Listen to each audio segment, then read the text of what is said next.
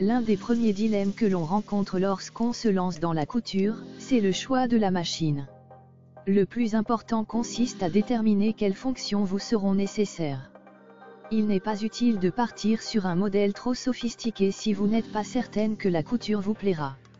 Mais gardez également à l'esprit qu'une machine bon marché ne sera pas toujours une bonne affaire. L'idéal, c'est à la fois une machine simple d'utilisation et proposant suffisamment de possibilités pour vous permettre de progresser.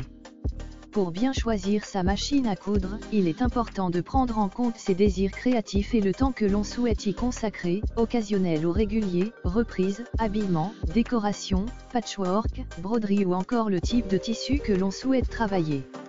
Vos projets vous guideront dans le choix de votre machine à coudre. Quel que soit le budget que l'on souhaite investir ou l'usage que l'on attend de sa machine à coudre, elle doit proposer les points de couture de base, points droits, points zigzag et boutonnières, de préférence automatique en un temps, à défaut en 4 temps. Attention, la mention « boutonnière en 4 temps » signifie que vous devez changer 4 fois vos paramètres de couture afin de coudre les 4 côtés de la boutonnière. Sur une chemise, cela peut être fastidieux. Le point pour couture stretch, ou élastique, s'avère utile pour travailler les tissus extensibles comme le jersey par exemple.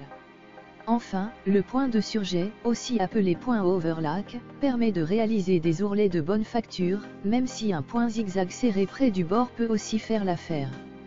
La machine à coudre doit proposer un minimum de pieds presseurs, ou pieds de biche, 4 dans l'idéal, un classique, un pour les fermetures éclairs, un pour les boutonnières et éventuellement un pose-bouton, pour cadrer les boutons.